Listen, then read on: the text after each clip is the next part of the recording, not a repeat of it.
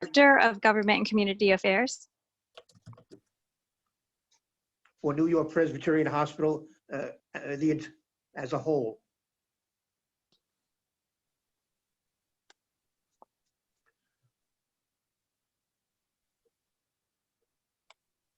And Steve, do you have the slides, or Yeah. Ebenezer or somebody? Jonathan, please put the slides if you can.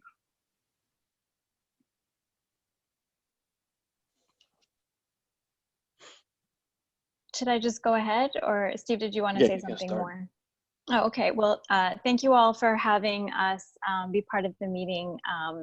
And Paul Dunphy was on. He was happy to have the opportunity to talk to you, but as you can imagine, it's a pretty busy time and had to take another call. So what I wanted to do for you today is just give an update on some of the resources that we've got to address coronavirus during this critical period. I'm not going to give an overview of the disease or the epidemiology of the disease. I was recently at a health committee meeting, and you had a wonderful representative from the city health department that did a great job with that, and I absolutely recommend that you continue to go to her for that information. So what I think I can tell you about more are some of the resources that we have specifically now, and then I can give a little bit of an operations update. So if we can, do you think we'll have the slides? Yeah, he's working on it as we speak. Okay. All right. So I think, you know, regardless of the slides, what the first message we wanted to convey to all of you is that we are, of course, open. We are extremely busy, as all the hospitals are across the city right now, but we are open, and urgent and emergency treatment is continuing at the hospital. We have, however, postponed all of our elective procedures, and we've shifted our outpatient visits from in-person visits to remote, to sort of telehealth visits. We're also doing remote patient monitoring, and doing our best to take care of our patients through those virtual interactions. Over the last couple of years, we've been developing a very robust telehealth system, so we're really happy that we were prepared to deploy this at this moment, and it means that we can keep our patients safe and observing physical distancing, and getting excellent care even without that in-person visit at the hospital.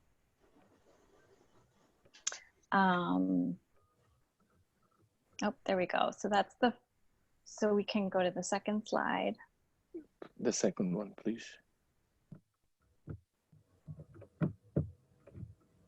So That's something good. I wanted, yeah, perfect, thank you. So something I wanted to share with you is the information on this slide that shows the number for getting our virtual urgent care app.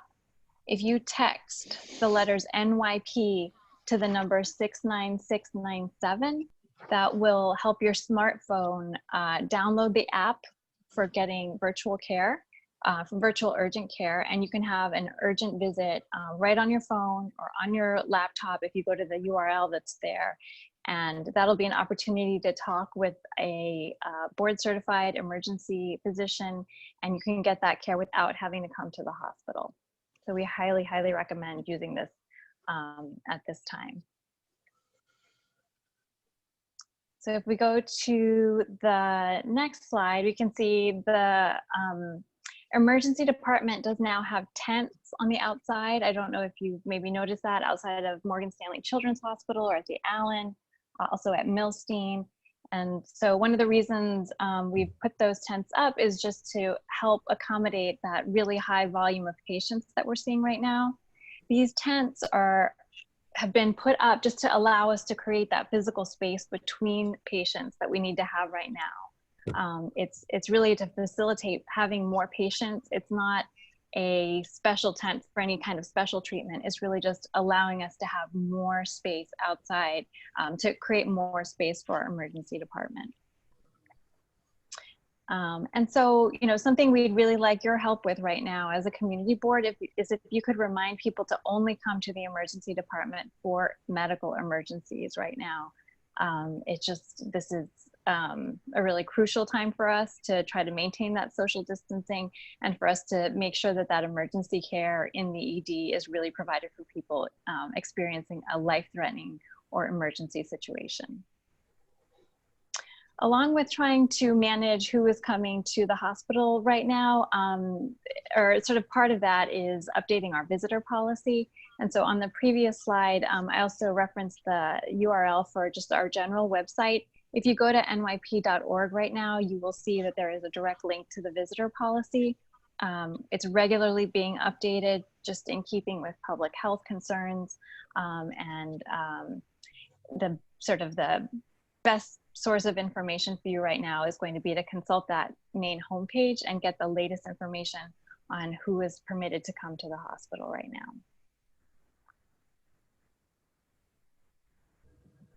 now. So if you go Sorry, for the back minutes, one, for the minutes, what's that website? Can you just flip back to the previous chart? www.nyp.org. Thank you. So if you go to slide 4, it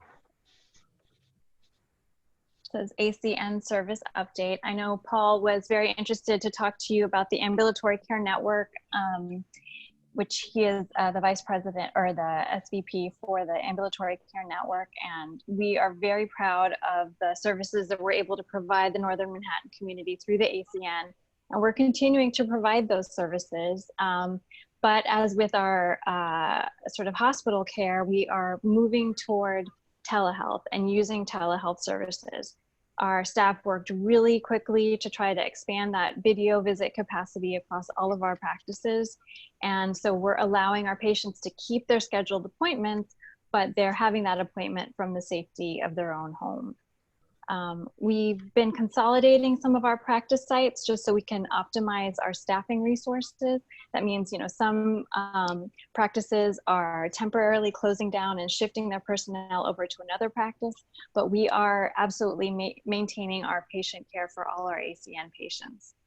And some of the resources we have for that, along with the virtual visits, include remote patient monitoring, medication management, and nutrition consultation, and of course, telephone visits. I've got up there the ACN general number, and this is a resource for our ACN patients. Patients can call that number to keep track of what's happening with their own medical visits. If they've got questions, they can get questions answered through that number. And we also have staff at that main number that are screening our patients. And if they feel that somebody may need to get special attention because they are potentially positive for COVID-19 or maybe experiencing related symptoms, we will arrange for an urgent visit for them, an urgent virtual visit for them. Along with the clinical care that happens through the ACN, we often tell you about our ACN community programs. And to the extent we can, we are keeping those programs going using phone and WebEx. We are keeping 2 of our WIC sites open because we know how important the food is for the clients that go to those WIC sites. And we're also keeping the food pharmacia open. So we're proud that we've been able to do that even in this situation, but we know how important it is for the community. So moving to the last slide, we do additionally have some resources we've created for the general public, not just for our patients. We have a COVID-19 hotline that is available to anybody. You can call 646-697-4000, and physician assistants are answering questions people may have about coronavirus. The physician assistants speak Spanish and English, and they are staffing those phone lines every day, 6 a.m. to 11 p.m. So we really encourage you to let folks know about that resource.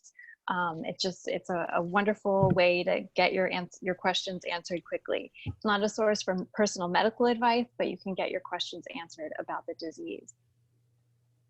I also recommend to you our Health Matters blog, where we've got a lot of very helpful articles going up there.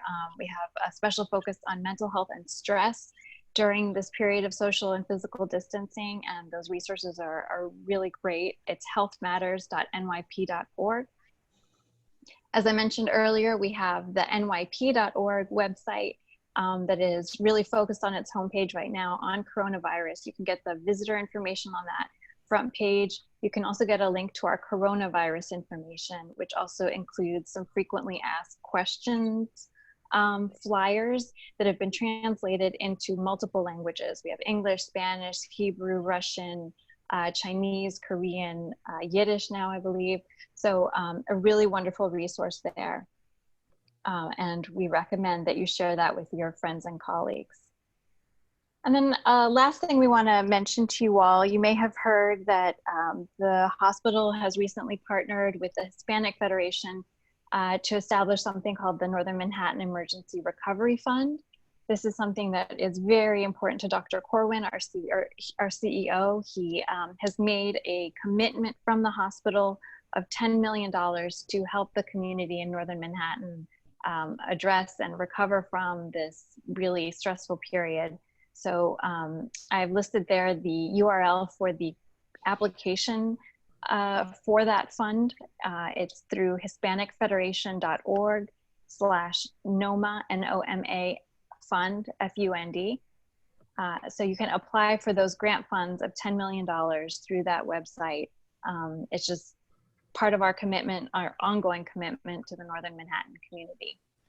We're proud that we can be a resource in this way. So I'm sorry Paul wasn't able to stay with us for this, but this was, I think, a lot of what he wanted to convey to all of you. And if I can help you with sort of getting any additional information, I'm happy to do that. We're gonna open up the floor. Can you send me a link to that presentation so that I can pull some of those websites for the minutes? I'll do it right now, Liz.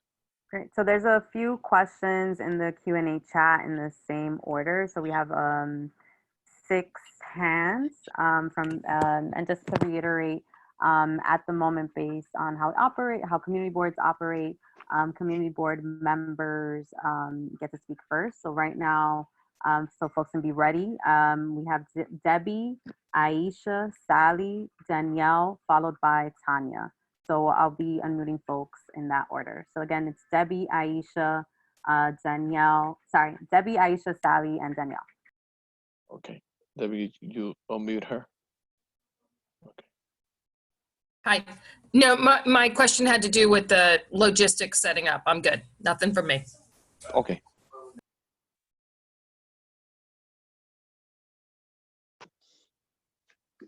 Could you also put me on the list to ask a question?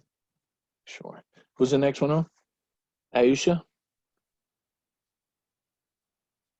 Wait, let me unmute you. Go ahead, Aisha. I think my hand was raised, but it was not intentional. Okay, so you don't have a question then? Not at the moment. Okay, all right. Next one. Catherine, who was the third person? Aisha, Sally. Catherine, who was it? Who? Sally. Okay, Sally.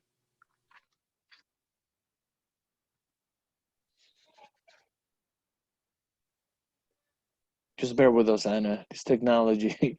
We're getting used to it. I know, we all are. Well, how come I can hear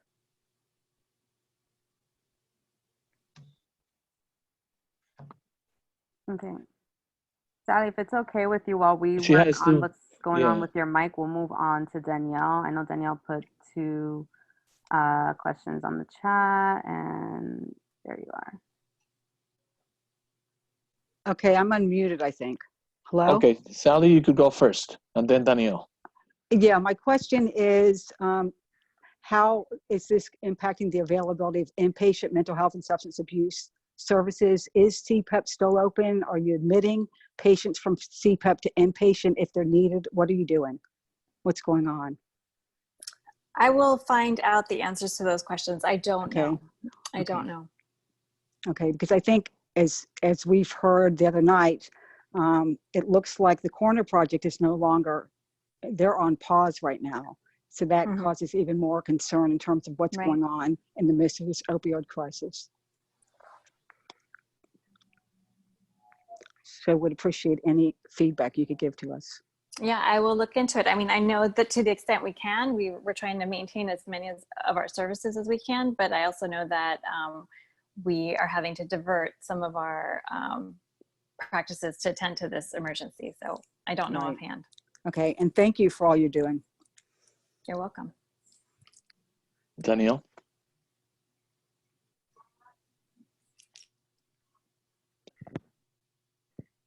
Danielle, Yeah. your question, please? Yes. Can you hear me?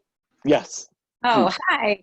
hi. So I have two questions. So the first question was about the texting that you had mentioned and the telehealth. I was wondering if those are being offered free of charge to folks that don't have insurance. And the second question was what you're doing to ensure that ER clinicians and staff have adequate PPE. So to the question about so virtual urgent care can be reimbursed by insurance. There's a flat fee of $49 currently. And I think it had previously been at a higher fee and that fee had been reduced. So that's the current arrangement on virtual urgent care. For the telehealth practice visits, like if you have an ACN doctor and you're seeing that doctor on a regular basis, it's your regular physician, it's just covered the same as a regular visit. So I think nothing different there. To the question about PPE, our leadership is very committed to ensuring that all of our staff have adequate PPE. This is a top priority. We hear about it constantly, and this is sort of the top focus of theirs, is making sure that patients and staff are adequately protected.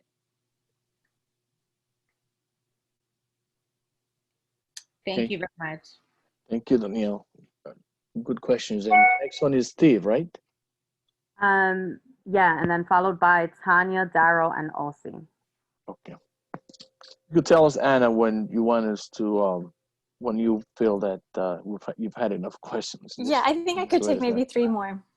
3 more? Yeah. Okay. Counting Steve, because I know he's been so adamant to speak. Can you hear me? Yes.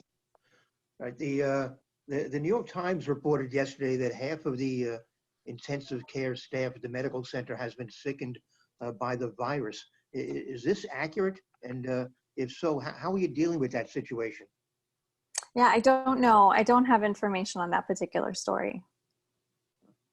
But about the status of the intensive care staff, I mean, could half of them actually have gotten sick from the virus?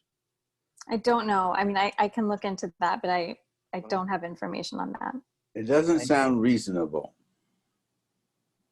And how are you doing in terms of the ventilators? Do you have enough? Currently, we do have enough. We are able to provide high quality patient care as always. Our leaders are looking for more ventilators, as are all hospital leaders across the state. Are you in danger of running out? I think that is the sort of what we've heard from the governor and from the mayor and from our hospital executives, is that we need more supplies. Absolutely. Yeah. And do you have statistics on the number of patients with the virus that you've treated thus far at the medical center and at Allen? And I don't know the specific numbers, but it's very high. I mean, it's, hundreds of patients. Yeah. Okay. And The next, unless you have another question, who the next? Well, I sent you some other questions, so maybe you could answer them tomorrow. Many of them deal with statistics on how many are currently hospitalized, how many are in the ICU, and whether you've reached capacity. Have you been able to expand bed capacity? We are constantly working on expanding our capacity. The governor had asked all hospitals to increase their capacity by 50%, and so we're working on that. You haven't done it yet, have you? To 50%, I don't know where we are in our target, but we are expanding capacity. Yeah. And you're basically doing that by adding beds to existing single rooms, maybe? I think there's a variety of strategies. Okay, thanks, Steve. I heard you said Tanya next, right, Catherine? Yeah, so it is Tanya. Well, because there's only 3 more questions, so it's Tanya, Daryl, and Olsie. There's a few questions on the chat, so what we can do, I mean, Yeah, in the but Q&A, we can forward she them said she via email. she said she was going to answer 3 more. So Right, those so 3. Tanya, Daryl, and Ozzy, and any additional questions, I would say please submit it through the Q&A, and we can email them and respond back. Thank you. Jonathan, yeah, if you could put Tanya Bonner on the screen. There you go. Thank you. Can people hear me? Yes. Okay, my question is about to Anna about how this information, how you're getting this information to people who might not be who land within the digital divide, because I know a lot of this information is wonderful and it's coming out. I mean, I'm on my cell phone, subscribing via text to various things and can follow online, but I just wanted to know what efforts you all are undertaking or have already undertaken to try to make sure that people who don't have digital access or in the digital divide can get access to this up-to-date constantly evolving information. And what ways do you feel that we could help as a community board to get this information out? Well, what would you like to see us doing as well? Thank you for that question. I think that, one reason we made the phone hotline was recognizing that people do need that sort of telephonic opportunity, that access by phone and not online. I think if you could help us get that phone number out, that would be really helpful. If you could share our frequently asked questions flyer. I know Steve has, I think, all the languages that's been translated into. So I think getting that into folks' hands, it is challenging in this moment of physical and social distancing to figure out, well, how do you get things into people's hands? So, whatever suggestions you have, we absolutely welcome them. Thoughts you might have on dissemination, but like the best we can think of is letting people know about that phone number for those folks that aren't able to get online. Next question, Catherine, who the next person is? Daryl, you're Daryl next, and to wrap Daryl. it up is Ozzy. Yeah, Daryl and then Ozzy. And yeah. then Hi, can you hear me? Yes. Okay, wonderful.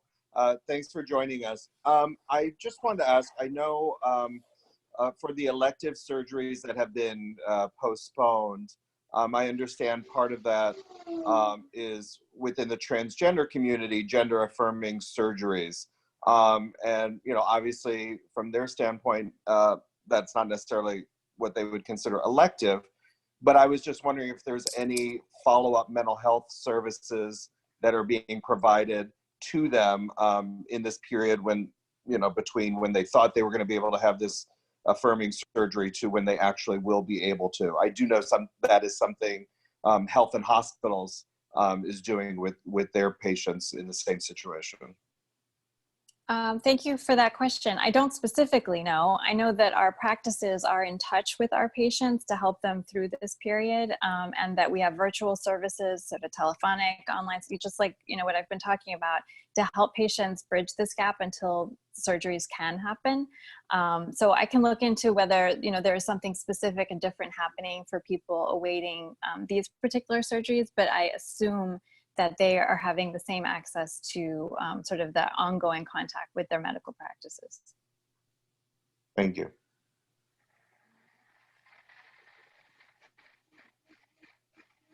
Ozzy?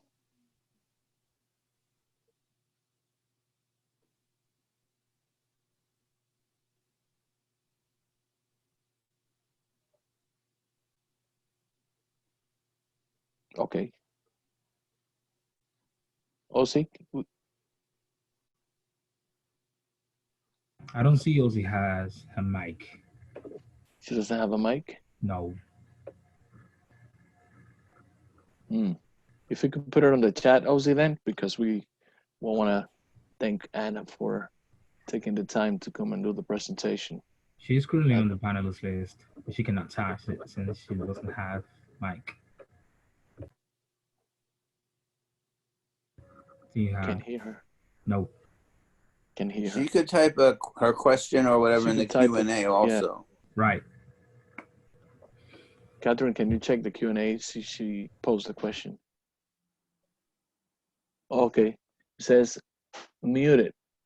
I muted your end. That's what she just. Maybe that means she can't hear us. We can't hear you. Okay. I just give it a sec. Yeah, these things take time.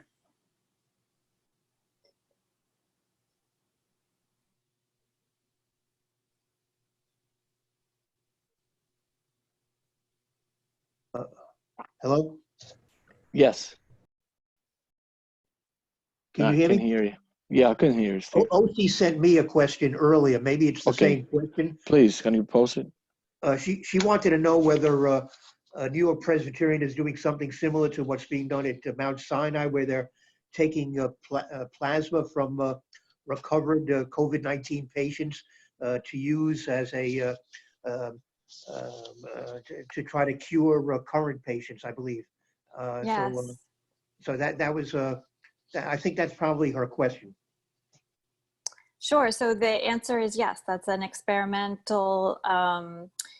There's an investigation going into that. So it's sort of an experimental treatment. Our folks at Columbia have a recruitment website where they're inviting people who know they've overcome COVID to sign up so that they can make their plasma available for this study. So I can share that link. I don't know if it's you, Steve, if I should send you the link after this. But if you know of people that are interested in participating, yes, that investigation is ongoing. Yeah, well, we can send it out with the other material that you send us in response to the questions yet to be answered. Okay. Okay. Thank you. Unless anyone else has anything other to say other than thank you, Anna. I think Thank we've you. learned a whole lot, and we're gonna take on Tanya's request as to take that information, the hotline number, and all the other information that I've seen come through my email thread to continue to distribute it so that we keep this community as informed as we can possibly can. Again, thank Steve, you so much. thank you. Yeah, can I just say one final thing? Anna, are you still there? I'm Yes, here. she's there. Yeah, I tell you, when this whole thing is over, I would hope that we could join the hospital in some kind of public recognition and thank you to all of the people in the ER, all the people who have in the hospital who have provided service during this period and put themselves in danger in order to do so. There should be some, I think, public recognition of the great work that they have been doing. Thank you. Thank you very much. I will pass that along. Thank you. We are all in awe of what our frontline workers are doing now. It's after 7 o'clock, but can we please do a 7:23 clap? Social distancing clap, right? Okay, thanks, Anna. Thank you Thanks so very much. much. Take care. Bye-bye. Thank you. Now we have a special guest. I didn't know that he was coming on, but he needs no further introduction. Mark Levine, please. Well, thank you, Mr. Chairman. And thank you to Anna for that excellent update. I have to admire Anna's demeanor, her calm, being so reassuring. The truth is that at New York Presby and every hospital in the city right now, they are just totally maxed out. The system is maxed out. And that's true uptown as well in CB12, where our understanding of local numbers are that we're getting hit really hard uptown. This has been true in low-income neighborhoods all over the city, where because of crowded housing conditions and the fact that fewer people have the luxury of telecommuting, this disease is just hitting really hard. And while the hospital system is holding, the resources are completely tapped out at this point. They're scrambling for more beds, they're scrambling for more ventilators, they're scrambling for more staff. Really glad Steve said and Liz said what they did about staff, because they're facing right now really just a brutal storm of a continuing surge in the number of patients coming in at a time when there are many colleagues who are out on sick leave. I hadn't heard that it's as high as 50%. I think it's lower than that, but it is certainly thinning the ranks of the people on the front lines in the ER. And so shifts now are 12 hours often or longer, and they're coming in day after day after day on very difficult emotional circumstances because of what they're experiencing around them. I just want to say a couple words about the role that I think all of us have in protecting ourselves and relieving the pressure on the hospitals. The truth is that our hospitals increasingly need to focus on those with facing really dire circumstances, people who need life-saving interventions. And that actually doesn't include most of us and most of you who have experienced coronavirus. I say us, by the way, because I think some of you know that I had a fever and cough last week, and most people will have my experience that they'll recover at home without needing medical care. But that message hasn't entirely gotten out to the public. And so we're seeing an inordinate number of 911 calls that are pushing the number of ambulance runs in New York City to the highest point since 9/11. We're at about 7,000 ambulance runs a day in New York City. That is more than some small and medium-sized countries have in a normal day. And a couple of thousand of those calls should not be made.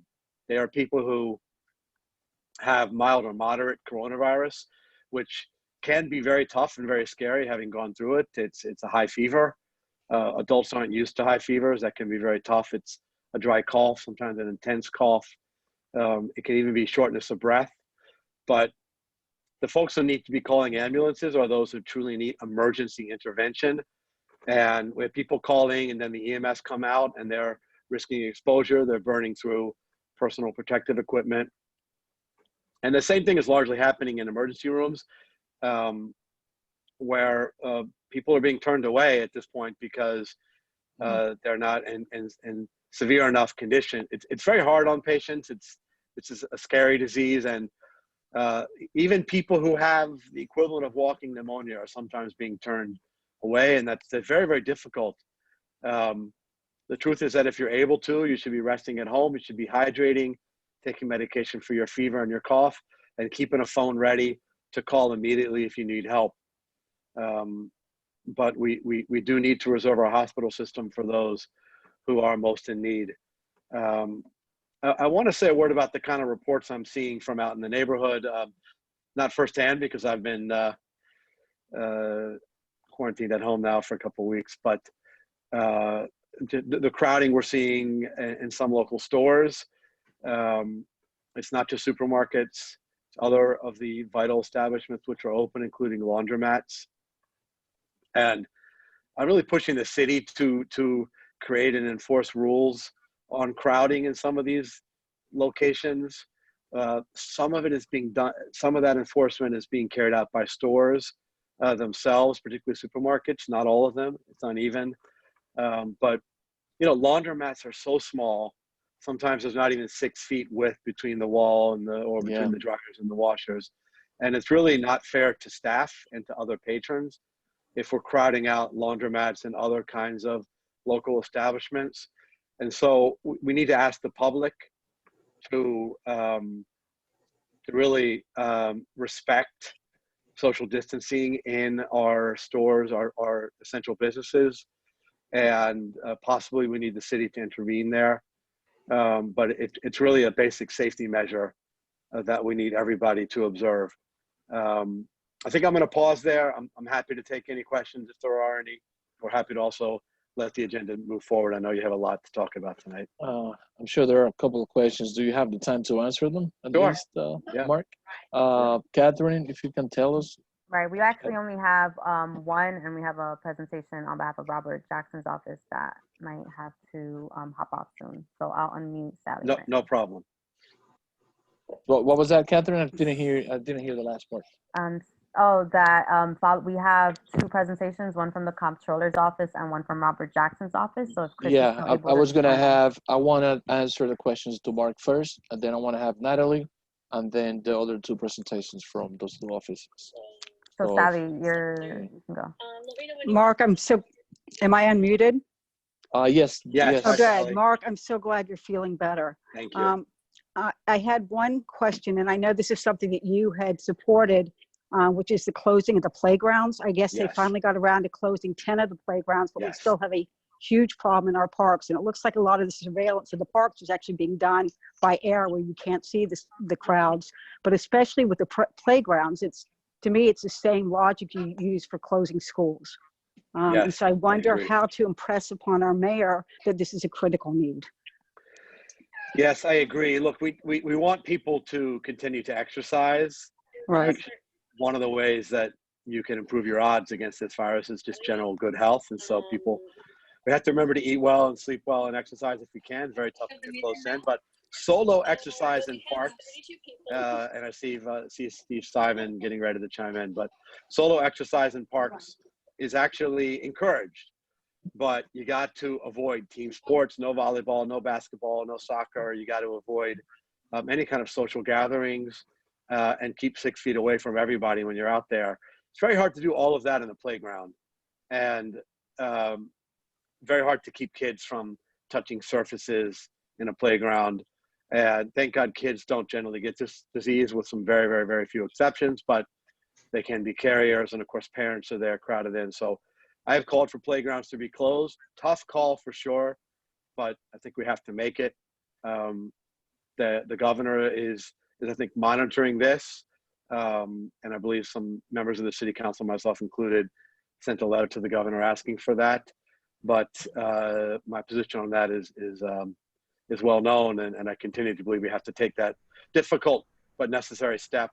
And I don't know if Steve wanted to chime in, but as a parks rep, I certainly would be happy to hear from him. Well, am I? Do you have anything to chime in, Steve? I don't know. Am I on or not? Yes, you are. Okay. Well, speaking, I guess, with my Parks Department hat, which is not even on, we are also closely monitoring the situation. We've brought in extra staff to check on playgrounds and on usage of the parks. We have the police are cooperating. The PEP, our Parks Enforcement Patrol officers are checking on parks. Decision was made today, I believe, to close 2 playgrounds uptown. I'm assuming one of them is the Javits Playground. I'm not positive. I believe the other one is the Wallenberg Playground in Highbridge Park.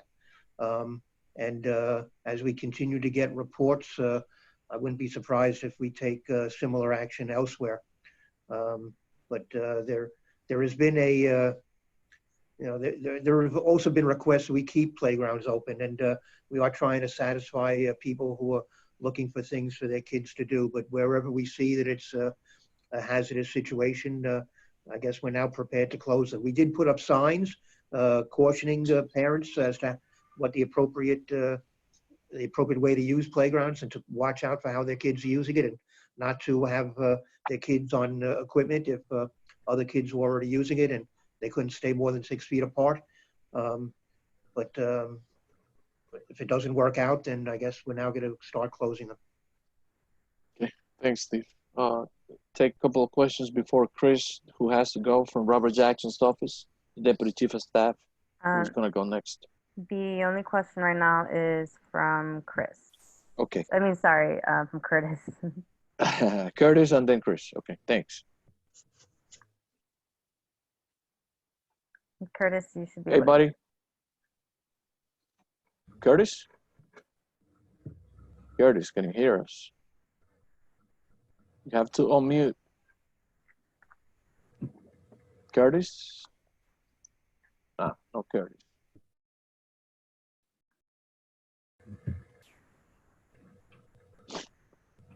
Yes, Mark, if you want to wrap it up until Curtis gets back on the phone. We also have Noble, so if we could do a swap, perhaps. Okay, so let's do Noble. Hey, can you guys hear me?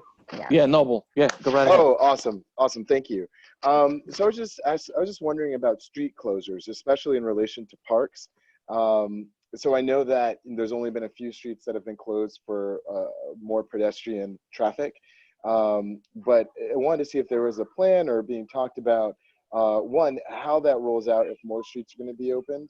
And two, who do we make a suggestion to, should we have, say, closing a street in Fort Tryon to let more people walk or something? How do we go about doing that? Thank you. Sure. Hi, Nobles. Great questions. And this is all about enabling social distancing and also giving people space for solo exercise. It can be very tough to do any of that on a crowded sidewalk. Some of our sidewalks are barely more than 6 feet. So in commercial areas where people do have to run errands to get prescriptions and food, it's just way too crowded. And opening up street space, which we don't need to use for cars, can be a way to get people room to spread out. Not an excuse to hold block parties or socialize, but again, a way to spread out. And the mayor has closed one street in Manhattan. I think it's just one, which is Park Avenue, way downtown. And that kind of strikes me as an odd choice because it's not an area with a lot of commercial activity right now. I would like to see an area which is otherwise crowded. And I proposed a couple streets in my district, but they're actually in the CB9 part of my district.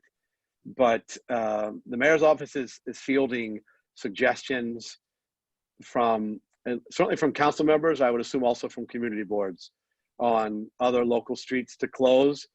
They have a fair number of stringent conditions, including one is that they not be too close to a hospital, which really rules out a lot in my part of Community Board 12. And it can't be a bus route is another one. But I think we should push the envelope on this, and certainly you can send your suggestions in to me. Actually, though it's not in my district, I have certainly strongly supported the idea of closing the drive in Fort Tryon Park, which I don't see why you would need that open for traffic when the Cloisters is not open. That seems like a pretty obvious one, so glad you brought that up. Any other ideas, send them my way, or if appropriate, send them to Councilmember Rodriguez. Great, thanks so much, Councilman. You got it, thank you, Nobles. I have a text from Curtis with his question. He was experiencing some difficulty. Okay, go ahead, Liz. He says, I just heard from the 33rd precinct in preparation for my meeting tomorrow. He's the chair of the Public Safety Committee. Captain Bellows shared that 36 of his guys tested positive and 57 are sick. Are there any efforts to reassign officers to the NYPD precincts being heavily impacted? That seems like a lot of sick officers. It does. I'm very sorry to hear that update. However, it is not unique. This is a citywide problem amongst all the uniform services, including, by the way, EMS workers, which is extremely worrisome. There's 500 EMS workers out, partly because of the dynamic I just mentioned. I believe that the problem is there are no commands which are completely immune from this. The PD and by the way, the fire department are saying that they are meeting all their shift staffing needs so far. There's certainly a lot less flexibility on scheduling for first responders right now. But they appear to be able to meet their staffing needs so far. But this is really, really worrisome to hear the numbers go up. It's why we have to continue to prioritize, in addition to healthcare workers, first responders for personal protective gear. I mean, I know every job title needs it. We all need it, but we do really need to prioritize first responders and healthcare workers. So I do appreciate that update, Curtis. It's worrisome, and I'll check with One Police Plaza on the big picture, but I fear that it's not unique to the 33rd. Okay, thanks, Mark. Really appreciate that. Next, first of all, thank you for all the work you do. I know that at times you put your health first, and then you put us ahead of your health at times. But this is the time for you to kind of like take it a little easier and I'm trying. take it easy. Thank You. We need you. We need you to be Thank healthy. you, Mr. Chair. Okay, Eli, Okay, for you. great chatting with all of you. Okay, Everyone Mark, be safe. All right. Chris Nickel from Manhattan, Robert Jackson's office, Deputy Chief of Staff of Robert Jackson's office. Hi, Thank you Chris. so How are much, you? Chair Ellie. It's Thank good you. to see you all. Very nice I'll be seeing you. very brief. The state budget is going to be voted on either tonight or tomorrow. It's looking fairly grim. There's between a $10 and $15 billion shortfall that's projected, and things are very much still in motion, including big ticket items like Medicaid and education. The senators staked out very clear positions that absolutely no education funding can be cut and absolutely no Medicaid funding should be cut. And he is also supportive of the bail reforms that were passed last year remaining intact. He's taken a position on that as well. We have yet to see how it's all going to shake out, but if you don't already receive our emails and you would like to hear about how it ends up, you can email me at chris@senatorjackson.com. Closer to home, we've been seeding mutual aid networks, sort of what we call pods, in a floor, a building, or a block of people who want to coordinate help among their neighbors. So say somebody can offer to look after your kids while you go do your frontline job at a grocery store or a healthcare facility. We have over 175 pod leaders throughout the district, and we're still taking more every day. If you're interested or want to pass along the link, it's mutualaid.senatorjackson.com. And the other thing that I'd offer is that our offices are still fully open for constituent needs. If you have questions related to COVID-19, we do have a fairly comprehensive resource guide that you can also find. And the web address for that is covid19.senatorjackson.com. Unfortunately, I have to hop off the phone, but I'm really grateful for the time to speak to you all. And any follow-ups, please feel free to get in touch. We're here for you. Thank you, Chris. Thank you for all the work you guys your office does. Thank you for being open and being available for a constituency that really needs the guidance of the elected officials. Robert, say hi to Robert. Thank you, Ellie. I will. Take care. Thank you. Appreciate, and Joanna as well. I will. Okay. Thanks. We have the privilege of having Gail Brewer, who's gonna take a turn, who waited patiently to have a turn to speak. Gail, thank you so much. Well, thank you, and thank you for being such a great chair. And there's a few things we've been working on like everybody else. I certainly want to thank the community board. We have, as you know, gotten Fresh Direct, and we have 5 sites every week that they distribute 400 really extensive food every single week, and every single Tuesday. It's a Dykeman, and it'll be going on for, God help us, however many weeks this horrible virus goes on. So, and I really want to thank the tenant leader, Mr. Green, and the amazing people who run the Cornerstone for helping to unload, because it's a lot of boxes. So, number one. Number two, a focus has been just generally seniors and meals. The issue is, whether you're part of a senior center, there's a problem with the list as to who should get the food. Now seniors are being told to call 311 and ask for the app or the discussion that talks about food. Eventually, we understand, having spent quite a bit of time with Catherine Garcia on the phone today, that all meals will be going 311, and you'll be able to have it on a consistent basis if you're a senior in need. But it's very convoluted right now. So just so you know, we're trying hard to unravel it. We also hope that at NYCHA in general, there'll be somebody like an ambassador that's paid at the NYCHAs where seniors need food, because so many times the person can't get up because the door is locked and the intercom doesn't work. We have got to make sure seniors get food, and I have to say it is my #1 concern, along with health. So we're all over this issue of how senior centers, the DoorDash, great performances, and the centers have some kind of coordination.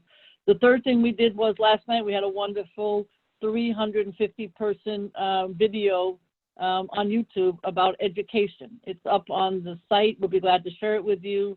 But the fact of the matter is, people from DOE, from Teachers College, and from Community Board 9 in this case, but we could do it again. We're talking about the issues of education and distance learning. We're going to do the same format, which is very extremely easy to understand and to focus on small business with the Columbia Business School, and we'll be sure to let you know. And I think just finally, you know, the whole, I'm very focused on masks. Yes, we're working with Presbyterian and Health and Hospital to make sure that they have all the face shields and gowns, which seem to be the ones that are most disarray right now, as well as masks. But I do think every person in the public should have a mask. I'm very concerned. I don't want to hear the word 9/11 piles. If it comes to mind, every single person should have a mask, no matter where you're going. So that's something else that we're working on. And then just finally, I would say that the focus has been on our newsletter. We have a newsletter that goes out every single day. A great deal of time and energy goes into it. And we've been listing things like foundation money, where you can get foundation money. All Today has other kinds of resources. And I want to thank the city agencies, because we've had today discussion with the chairman of NYCHA, with just our staff, and the same thing with the food people, just our staff, and the same thing with the mayor and Health and Hospitals. So I think the agencies are trying very, very hard. But when you have to, you know, order another morgue truck for one of the nursing homes because there aren't enough, because they have too many bodies already, then it really hits home, not to mention the people we've had to either get into the hospital and the people we've tried to, you know, save in terms of what their concerns are. So I thank Community Board 12. We just have an awful lot of work to do, and I look forward to continuing to work with you. And so does Natalie. Thank you. And you guys have done so much, Gail, that I don't want to miss the opportunity to mention what was done on the last couple of days of bringing gloves and masks over to some hospitals that were in dire need. That's commendable, you know, what was done. So on my end, on my behalf, because I have family that are in the front line working in the emergency rooms in some of these hospitals, I'd like to also personally thank you for what was done. Thank you. Thank you, Gail. Anyone else? We are. Can I ask a question of the? Of course, of course, Steve. Gail, you there? Yep, I'm here. I believe with everything that's going on, your office is continuing its efforts around the census. Is that correct? Yes, we are. We have good news, which is our particular office of about 100 people, adding everybody up, is 100% filled out the census. And yes, with Alden Bonilla, whom you know well, we are working very, very hard on the census, and we want people to fill it out because Staten Island is ahead of us now, and we sure as hell do not want Staten Island to be ahead of us. So yes, we continue. And there was a really funny moment recently because Aldrin had 1 million fortune cookies that said about the census in them, and he couldn't find a place to get rid of them, so we finally did. But all these kinds of issues are somewhat amusing, but at the same time, people are home. They should fill out the census. I understand that his son is making robocalls, but I didn't get one of them. We'll make sure you get one, Steve. It's very funny, and he didn't even have a script. He just did it because he's a smart little kid. I got one. I got one. It was hilarious. Yep. The fortune cookies. Catherine, do we have any questions from our panel, from the participants? We don't have any community board member questions. We have a member from the general public. Would you please? And I'm sorry? Yeah, we're gonna steal a few minutes from you. We'd love to have you. Yes. I'm fine. So I guess we will allow someone by the name of Reed from the general public, followed by Sally Fisher. So If you can give Jonathan at least the numbers, if they're calling from a cell phone, because it's a lot easier just to just knowing which numbers they're calling from.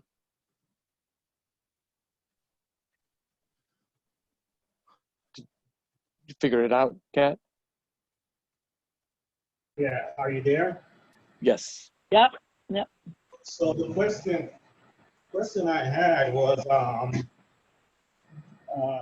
did anyone discuss, I'm kind of late in the meeting, was there any type of rent relief or halts come about with utilities or stuff like that, just to kind of, just kind of a,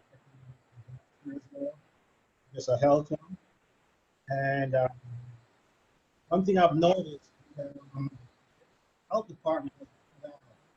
Reed? Yes, are you Reed, there? we're having an extremely difficult time trying to get the question in. Would you please repeat it? Also repeat your name. I think it says Reed on his. Yeah, can you hear me now? Yes, now we're better. Yes. Okay. So the one, I had two questions. One of the most important ones is, well, they're both important. I'm not sure if you guys had discussed about any type of rent relief, utility relief, or to have them on hold or something like that for people who are, because this is an economic disaster as well, not just a health one.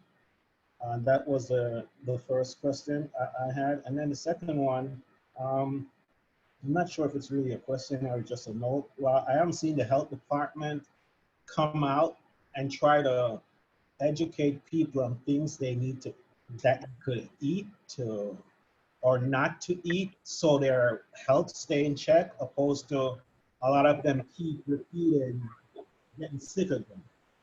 So those are two things that I wanted to ask.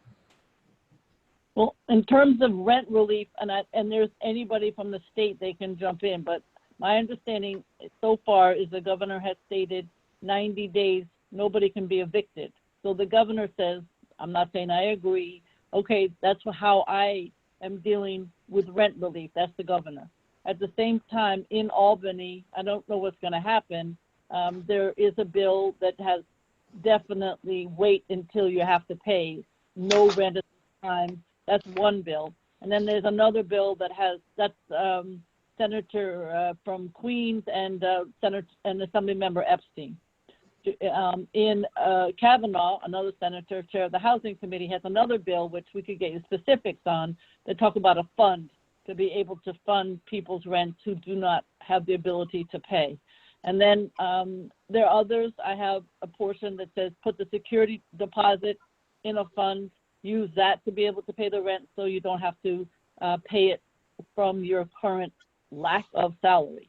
Again, all of these are on the table. I don't know what's going to happen. We're also concerned about the Rent Guidelines Board. We want to make sure that there's no increase in terms of the Rent Guidelines Board, and we have a letter going out about that. So I would say the rent issue is still in flux. In terms of eating, I didn't quite hear the question. The one thing I do want to mention, though, as of Thursday, and now we're Tuesday, all of the schools in the borough of Manhattan and citywide that provide food for families and students will be open to the public. So from 7:30 till 1, anybody who lives in the community who needs to get food can go to those schools starting on Thursday. Okay, thanks for your feedback on that. As for the food comment that I was actually being.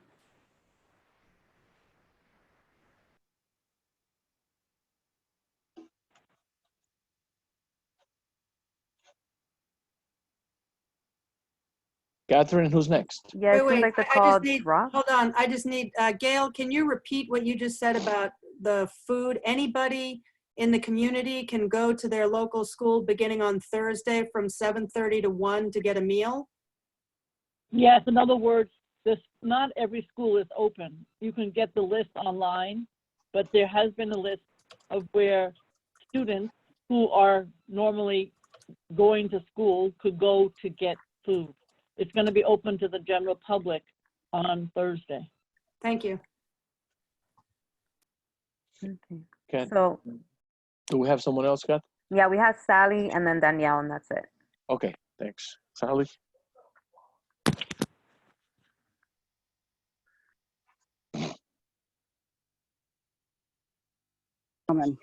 Sally? Yeah, we can hear you, Sally. I was just saying, I think my question's answered. But I did have a comment, which is the daily updates from Gail's office are really helpful. So keep them coming. People are really depending on those to get information. People, especially who feel sort of they don't know where the resources are and what to do. If you direct them to those emails, they're extremely helpful. So thank your office. Thank you, Sally, very much. People can just sign up on our website. Yep. Yeah, those are CNN's competitions, Gail. You know me. You're not CNN's competition. The next one was Catherine. Who was the next person? Danielle is next. So Danielle, you're unmuted. You can go ahead. Can you hear me? Yes, Danielle. Yes.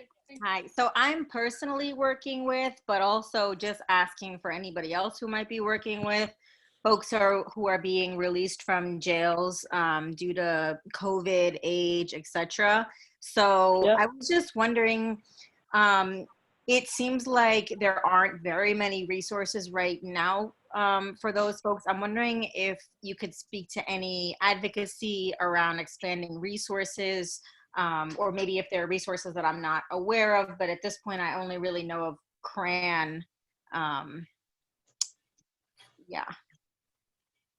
Danielle, I will try. I know, in terms of they need places to stay, they need food, they need all kinds of support, I would assume. So I'll be glad to be in touch with you between me and Natalie tomorrow and figure out what exactly is being done. I know all about the homeless. I know what they're being given.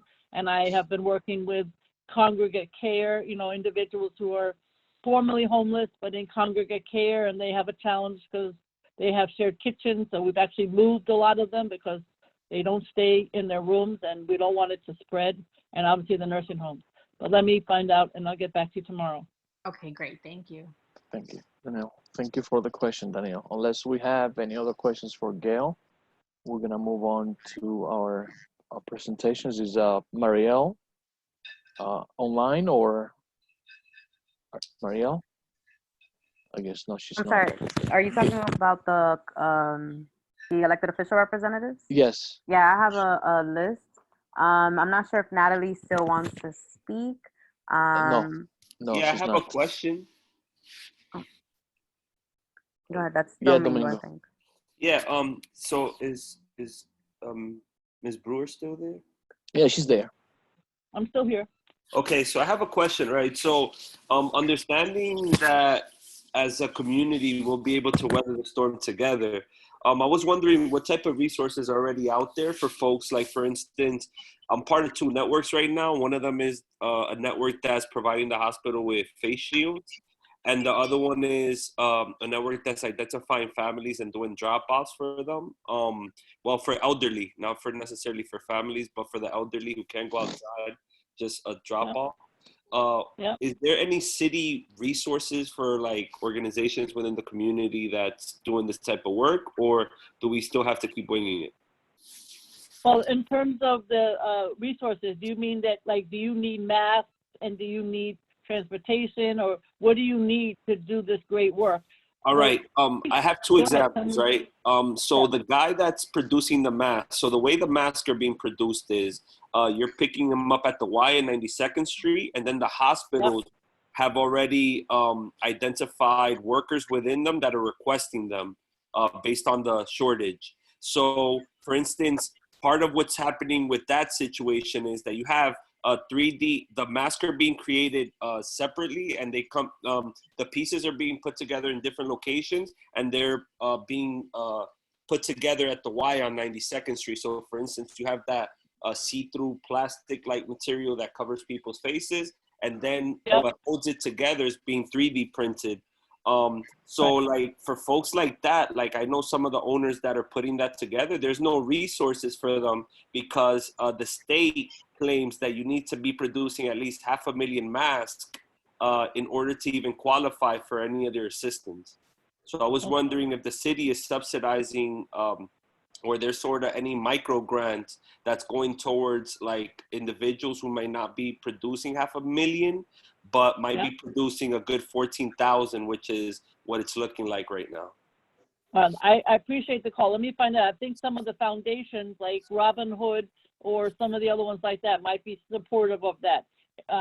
People would have to be independent contractors, so I can see it could be a little bit of a challenge. But let me find out. Make sure that community board has your information, or Natalie. We will find out. It's a very good question. So, and then the follow-up, and then the next question is around, I saw that you've been doing drop-offs with Fresh Direct, 10 pounds of food, right? So let's say, for instance, you have a citywide effort. Is there any source that we could tap into besides the local supermarkets when it comes to, like, let's say, if we create this hub, which is what we're working on right now, where food drop-offs could be made, and then we're collecting the elderly that need to get these packages, recurring packages, right? Is there anybody in particular that we should be talking to when it comes to getting these type of donations?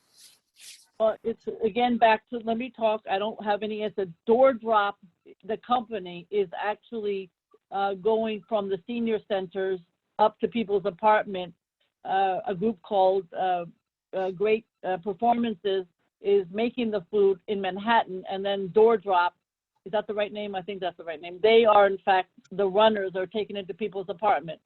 I wish I could answer your question. Let me find out, because the good work that you're doing should have some opportunity for getting paid. So let me find out. I really appreciate what you're doing on both fronts.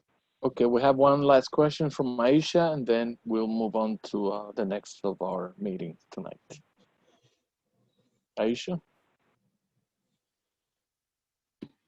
Hi. So my question is related to people who are currently incarcerated. I'm actually advocating for an individual right now who was recently arrested. Hello? I'm here. Domingo, I can't do 6 things at a time. So I'm advocating for an individual right now that was recently arrested, whose attorney I spoke to today, but was at this point, I think it's going on a little over a week since he's been arrested. She has not been able to communicate with him directly, as there is no basically infrastructure for that to happen. So I'm concerned about the impact that has on the broader population of incarcerated individuals when their attorneys can't even get into the jails to advocate for them.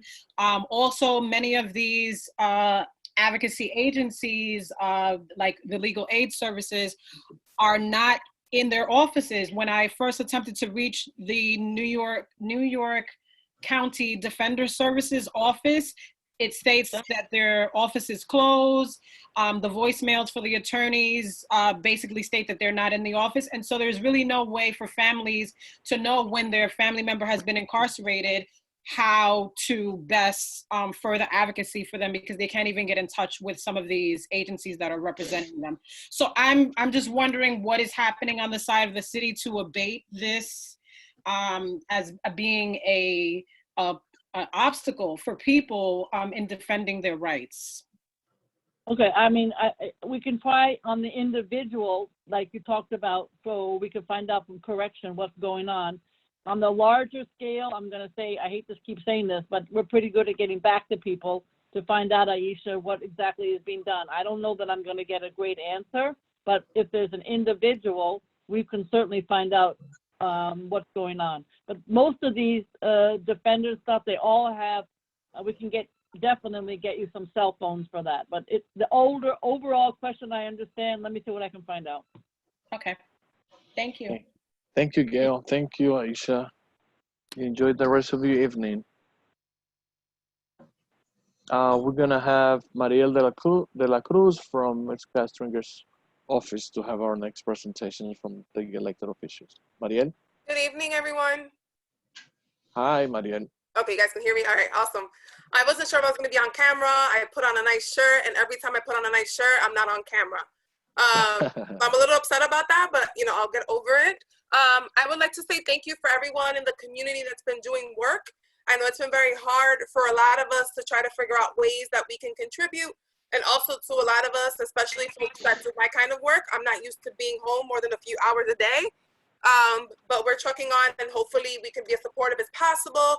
Our office has been doing outreach to different groups bear in mind we cover the city, so we try as best as we can. But we are making contact with different groups, different buildings, to see what people's concerns and needs are. We are still working, and we're working with individual cases if folks have any questions. But also, we've been working policy-wise or trying to push certain things to occur in the city and having suggestions on what the city can do better at operating during these circumstances, which were not expected.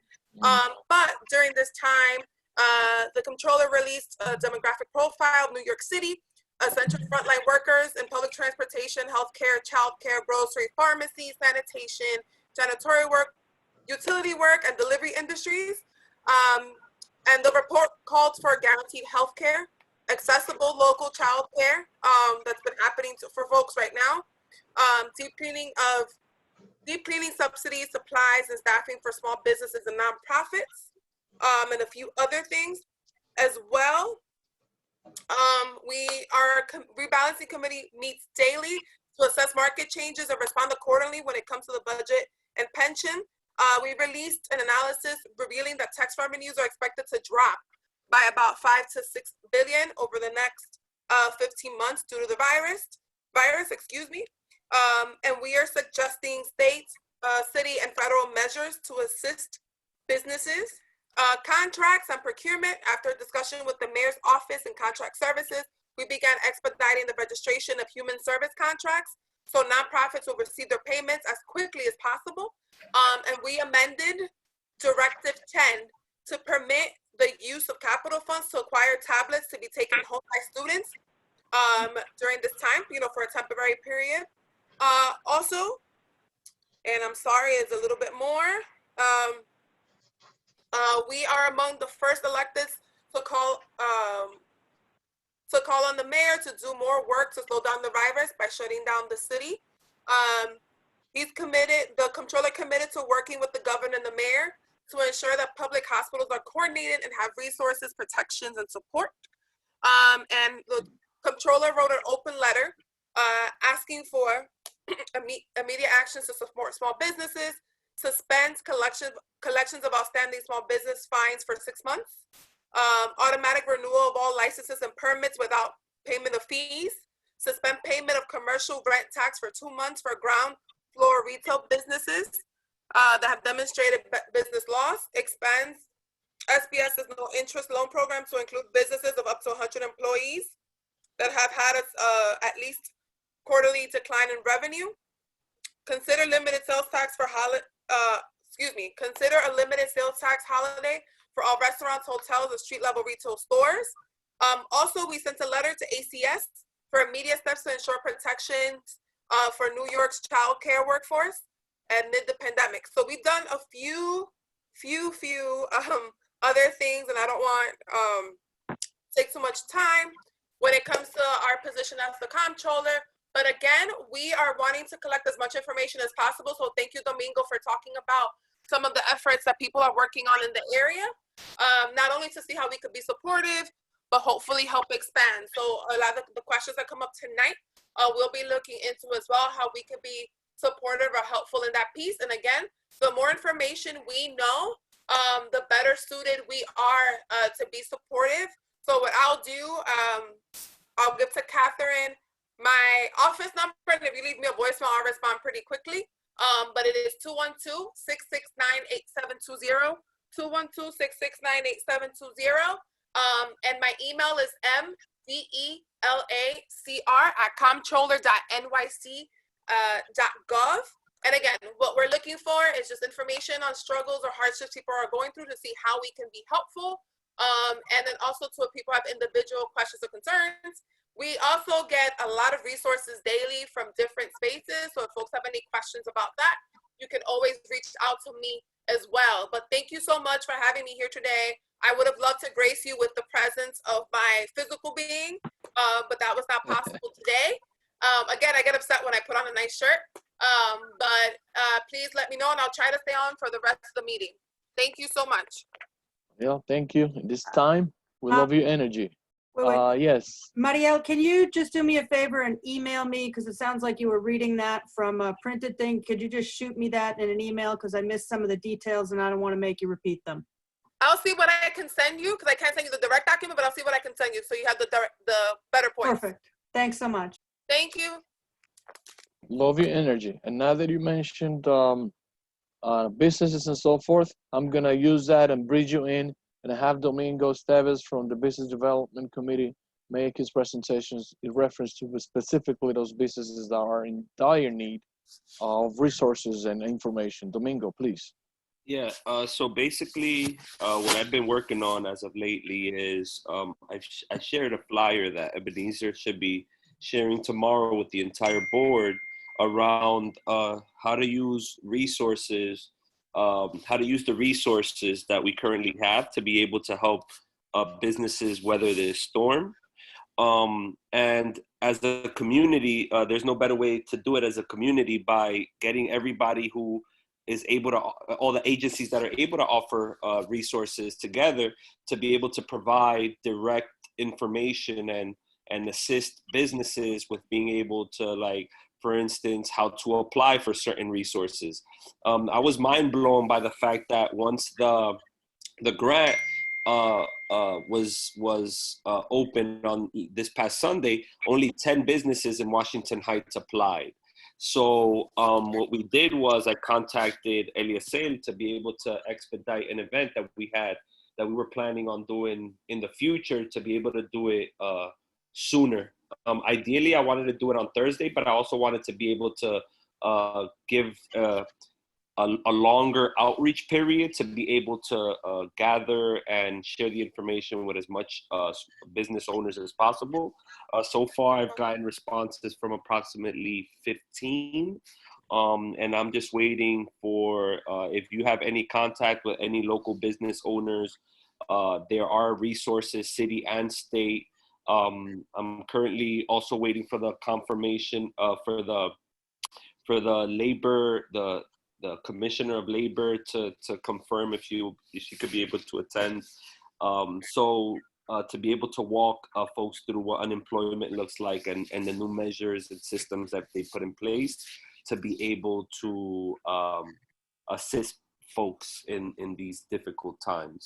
So in essence, the goal for our event, which is occurring April 7th at 6:30, is basically to gather as much information, put it out to the community, and also help them identify resources that could also help them troubleshoot if they need assistance in the process of filling out these applications. Okay, you guys can hear me? I'm not sure about you. Okay, sure, I will pass that along. I know that Eliezer had contacted me about something that they wanted to do, or you all wanted to do. But I will be, we can keep in communication about things that we can provide, and hopefully have maybe someone from our MWBE services be on the call. Because I know you mentioned something like that before, and I'll see, because we've been a lot of conference calls this week. But I will ask to see if there's anything that they could provide either me with or have someone from that department to be as supportive as possible. But they have been on the ground trying to figure out what resources are available and bringing them together. And one of my personal goals, Mariela, at this particular moment is, since it's downtime for a lot of businesses, making sure we get all of them to start applying for their MWBs. It's simple, the city doesn't produce anything, so why not make sure all of our businesses uptown have MWBs? Right, and that's a goal for us too, is to have certain neighborhoods that have a lot of businesses that are thriving to be participating in a space in which they can get a lot of money to grow their business and expand. And that's something that we're looking forward to. I know that people right now are just concerned about surviving, but just to forward think, because this is not going to last forever. So at least, prepare when we can. Correct. Okay, thanks, Domingo. Thank you, Mariel. Mariel, please stay a little longer. Because now we have another of our dire needs, which is housing. Ariel, if you please can give us a report on what your findings, resources, moratorium on evictions, moratoriums on rents. What's going on, Ariel? Right. So this past week, I've been in contact already with my committee. What I've been trying to make sure that I do before we meet is send a number of links regarding what's been happening, whether it be on the federal level, state level, or even the city level. You know, we've been hearing a lot going on right now with the healthcare system, but not necessarily as much about what's going to happen with regards to the property, regards to the real estate, regards to the individual people's homes.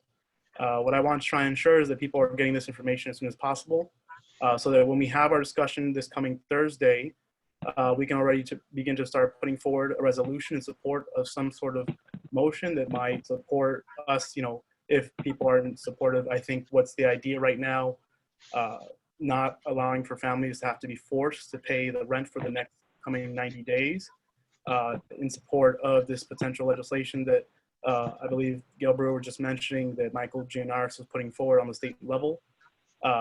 You know, there's a number of different things that have been talked about right now, what might potentially help. But I think that there is a discussion that needs to happen. It is critical. Right now, I have not necessarily seen much of an assessment as to what tax property values, just how much tax money is going to be lost in real estate property values as a result. And I think that's something also that might be helpful if perhaps the comptroller's office might happen to have an assessment of some sort, or even any information regarding this, because I do think that it is critical for us to not just move forward with saying that we're going to only put forward something that supports homeowners, while leaving countless families that don't have jobs, particularly in our community, that did work either at the nail salons, the barber shops, the individual restaurants, bars. I think it's very important for us to find out at this moment. Assessment of what piece? I'm sorry. And what you said there. Yeah, so an assessment of as to how much tax money will be lost from the potential revenue that was coming in beforehand from real estate, just because we do know that this is something that's going to be affecting us long term. And yeah, I know that's a bunch to take in, but if there's anyone there in the office that might have some better understanding as to what's going to happen with just housing in general as a result of this loss of revenue, or even what they might suggest might be something helpful for the city to be doing moving forward, that's something that I definitely would love to hear, because I just feel like there hasn't been as much of a conversation yet going forward. Sorry, I will get back to you because I know that there's some things that he has said in public about rents for folks that are struggling right now. And I keep muting myself, so if you don't hear me, that's why, because I'm looking for the information. I wanna, before you answer, Mariel, I want the office from Espaillat's presentation from Debbie's, and then we're gonna go through a round of questions so that the panelists and yourself can just answer all the questions instead of having to break it down one by one, and we'll get all confused. So Debbie, can you please now share with us a presentation from Congressman Espaillat's office? Thank you, Eli and Catherine and Jonathan and everybody who's making this possible. I actually feel like I got my video working today, but not, I guess, all the way. I did want to provide some high-level information on the major sources of relief and funding that are coming through the federal government, and not so much to necessarily take a bunch of questions tonight, although I'm happy to take some, but to give you the contact information to reach the congressional office while we are all working from home. So at the end, I'll give you a bunch of numbers so that you can find all of us for any additional detail. So just breaking it down into the major sources of funding and relief during the crisis. First, I'd like to highlight the direct payment that you may have heard about for individuals making up to $75,000. And so that is $150,000 for married couples. It caps out at $99,000 or $198,000 for couples. So after 75, the direct payments decline somewhat. Just as a reminder, the payment is $1,200 for individuals, so that's $2,400 for married couples and $500 for each qualifying child. The IRS is finalizing details of how this is getting dispersed to all of us. particularly those who don't already have not already provided bank deposit information to the IRS, either because they filed taxes and were expecting a refund for 2019, or filed taxes and provided that information last year. That is being finalized of how that will work, again, in case you don't have something on file, but we do expect to have those details shortly. It is possible that, let's say, people that are, for example, receiving Social Security or SSI, who may not file tax forms at all, will have to do some sort of very short form kind of equivalent. But again, watch for details. I think they're hoping to start getting the money moving in, I think, a 2-3 week time frame. Unemployment insurance has also been expanded through the Federal CARES Act, which is the Coronavirus Assistance and Recovery Act. That means, as many people might already know, that you don't have the same, they've waived the waiting period to be able to apply to unemployment. There's a 13-week extension of unemployment. There has also been some expanded access for part-timers and self-employed and, quote, gig economy workers. Unemployment in New York State is obviously gets administered for the Department of Labor. Domingo just touched upon this. And so there's more information on their site at the state level, but I believe because of the volume of filings right now for unemployment, I think they're trying to do something with like staggering which day you apply based on the first letter of your last name. But again, that's New York State Department of Labor.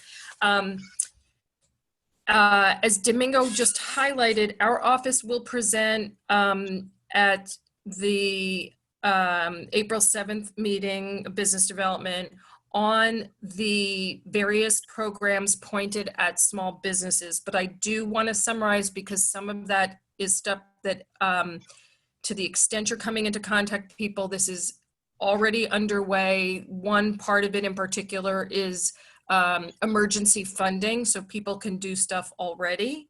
So just again, and the briefest of overviews, there's sort of 3 things that exist here, 2 of which should come out of the CARES Act. So one is the Paycheck Protection Program. That's for small businesses and the idea, and some self-employed, and these are loans that they're loans, but they actually are loans that can be 100% forgiven. So in a sense, they convert to a grant, insofar as a business is able to come out the other side and have, by virtue of this funding, maintain the payroll to some extent. And so again, we'll have more detail on that if you reach out to me. The emergency loans and grants that are available are an expansion of what people might know from prior disasters like a hurricane or something like that, except it's sort of saying, okay, COVID as a national disaster. Again, there's sort of an emergency loan component, which people can apply for today. These are things that can get funded as quickly as 3 days, as I understand it. And there's a $10,000 and up to $10,000 advance, which doesn't necessarily need to be repaid. So again, there's sort of a part of that looks like a grant. And the last thing, which is really relevant to CB12, is the Northern Manhattan Emergency Recovery Fund. This is an effort by the congressman to help our community endure the crisis and recover. New York Presbyterian has committed $10 million over the next 2 years. The first $2 million is you can apply for now. So the first $2 million is like the emergency basis. This is particularly appropriate for a brick and mortar store. that has a brick and mortar location, but it applies to other sorts of businesses as well. And this is, again, more immediate emergency assistance is what they're taking for applications right now. That is all online. It is in English and Spanish at HispanicFederation.org/NOMA, Northern Manhattan Fund. So now let me just give my telephone numbers. So again, to reach the Washington Heights DO, we are here to serve as always. So anybody that needs it, and these numbers are available on our voicemail as well, is my number at 646-678-0721. Again, that's 646-678-0721. Or Lori Tobias Cohn at 646-860-8367. We are getting a lot of questions about the payments and about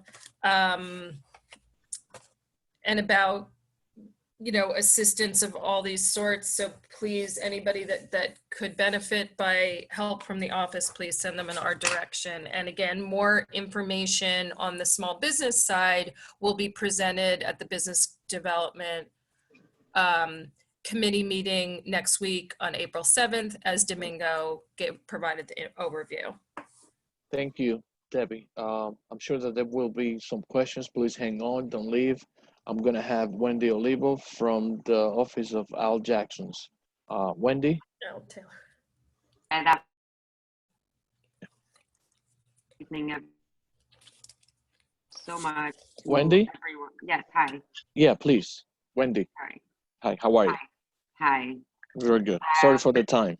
It's okay, don't worry about it. This is Wendy Olivo from Assembly Member Al Taylor's office. And I just want to say good evening to everyone. And thank you so much to everyone who is working so hard.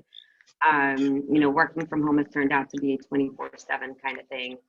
The Assembly member is in Albany. He sends his regards. They are working on the budget, not sure when that will be signed. But he does urge everyone to please remain home, keep us safe, and you all know what to do by now, right? We just have to pass that word on. We are open remotely. Our offices are working remotely. We are taking phone calls, answering live calls, because it's very comforting for people to have someone actually answer a phone. And we, of course, are answering emails. We are also continuing to work on the census. If anyone needs assistance filling out the census, whether it's because they do not have a computer, do not have access to, anything, or do not speak the language, please urge them to call our office at 212-234-1430, and we will assist in doing that by phone, of course. Also, I'm gonna, address this from a different point of view. I work constantly with constituents, and one of the things that we have been getting, of course, is a lot of calls in regards to people losing their employment and what can they do. So we are a source of resources. The resources change minute by minute, day by day, and so of course we tap to our offices to find out what's going on and what has changed. Of course, the Assembly members support the moratorium on rent collection for the amount of time that was stipulated on the bill. I don't want anything. I'm sorry. That would be pretty much it as far as reporting from here. If anyone has any questions, again, our offices are open. We are here. We are working directly with constituents. And let me tell you, the calls are 30 seconds at a time. Sometimes people want answers. People want to talk to people. And they want to know that we are here to support them. And by we, I mean you guys, all the other elected officials' offices. I mean, everyone has been absolutely amazingly fantastic. Whenever I have needed to reach out to anyone, there's not a phone call that does not get answered. And so, of course, again, thank you. And this is what we should continue doing and providing information to our constituents. I will, however, address a concern, and as a resident of our community, yesterday I was out with my son. We were delivering meals to seniors, and one of the things that concerned me the most was that there were so many people out in the 150s on Broadway, just hanging out. And it is not the younger generation that I saw, just my own observation, it is not the younger generation that I saw standing out there. These are seniors, believe it or not, who are out there like, nothing's going on, honestly. So again, we are here, our offices are open.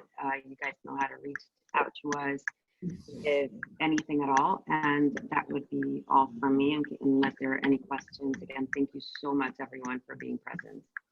Okay, Wendy, thank you so much, and sorry for the wait. I think that the meeting, sort of like people are in this time, have so many questions and so many preoccupations. Yes, this is our thank unprecedented you. times in that sense.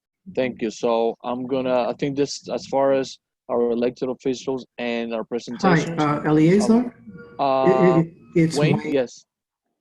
How to? Cannot hear you. Wayne is muted, I think. Okay, now I have you. Can you hear me now? Yeah.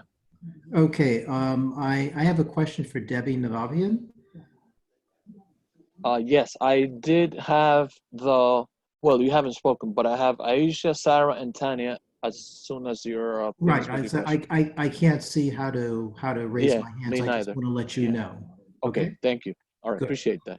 So Aisha, Sarah, Tanya, and then Wayne.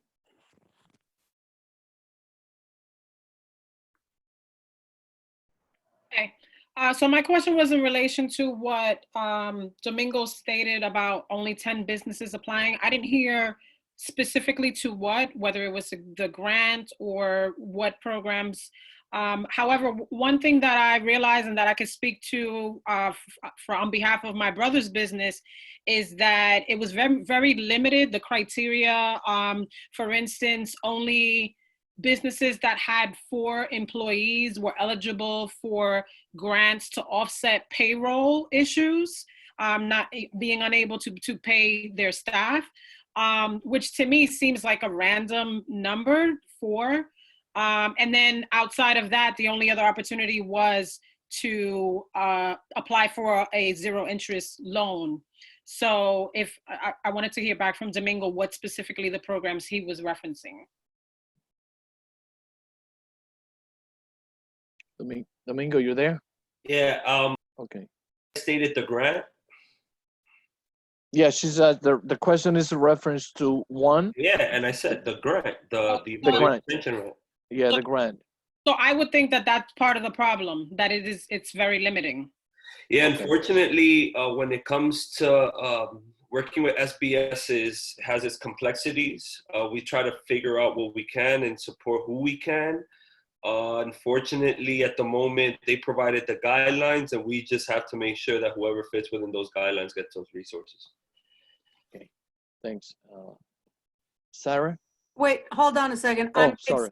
It's not clear what grant Domingo is talking about. Is he talking about a city thing, or is he talking about All right. Hold on, let me ask my question. It's SBS. That's the grant.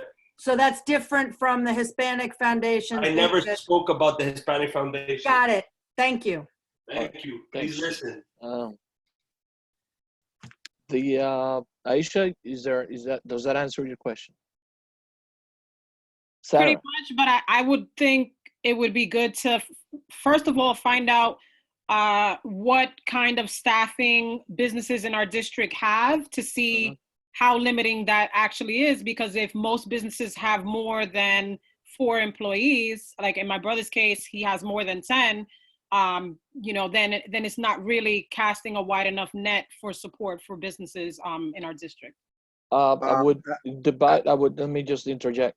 I think Debbie, who had probably mentioned that it was one of the initiatives from Espaillat's office, I think that the both of you guys can kind of like talk it out, so to see how can we better the fund, and how can we help other businesses that have more employees. like personally, I don't qualify because I have more than 4 employees per se. Sally. Actually, Eli, let me just speak to Aisha's point. But I much rather you do that on a one-on-one basis. Okay. Or unless you feel like it's something that we all should know. Well, just to say that it is true that the expenses that are considered for each of the various grants, some are more narrow and some are broader. But what ultimately was negotiated from the the U.S. Small Business Administration monies are broader to include things beyond strict payroll, but to also include things like an employee medical leave, employee healthcare expenses, and a bucket of other things. So while one program might be overly narrow, not some of them did contemplate the various other expenses that you might have and that would not be able to be covered with a significant revenue shortfall. Thank you. Tanya?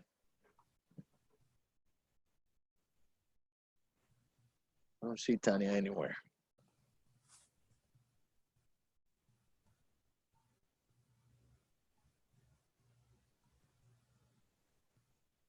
Yeah, I'm Tanya, go sorry. ahead. Can you hear me? Yes. Because I Yes, feel yes, like yes. okay. I'm just saying. I feel like I've been struggling. I've been putting my hand up, and I'm struggling trying to get a word in. And I don't know what that's about because there's people who've spoken multiple times on top of multiple times, and I just I don't understand what that is. But we need to straighten that out because I'm following the directions and I'm putting my hand up, and I'm not being called on. I wanted to ask actually two things since I don't know if I'll ever speak again. I wanted to bring up two things. One, I had a comment about when we were talking about the businesses. And I wanted to mention, because this is taking place prior to our Business Development Committee meeting, but I wanted to mention that the Women Entrepreneurs NYC, the We NYC, is having a virtual meeting that's going to and it's for women, but of course it'll be general information for all businesses, but it's going to talk about some of the economic relief programs that are available to businesses. I just want the public to know that it's going to be this Thursday, April 2nd at 11 a.m. You can register via Eventbrite. And it's going to basically let you know about all of the economic relief programs that are available to help our businesses during this time. Going to have real different resources and panelists available who will share this information on emergency financial assistance. So I think it's something that could be very beneficial. We didn't, as people know, didn't get to honor our women during Women's History Month, which ends today. But if there are women entrepreneurs out there, we want to speak to our women entrepreneurs to let them know that there is going to be this webinar and they can get information, because it's hard for women specifically to sometimes access financial resources. More so, they experience different difficulties. So I wanted to let people know that event is happening, and I'd be happy to share that information. So if people were interested in registering to be on this call, this webinar, they can do that and get this information out. It's being hosted by women.nyc. It's going to be representatives from SBS who work specifically with women, and the founder CEO of FitBrick Financial Services, and some others. So it could be a very educational event for people to take. Okay, thank you. Isidro? Wayne? Isidro, are you there? Hello? Yeah, we can hear you. I'm sorry, I wasn't finished. I had another part that I wanted to ask. And the other thing I wanted to say was that I wanted to find out what some of the other committees are doing around this issue, because,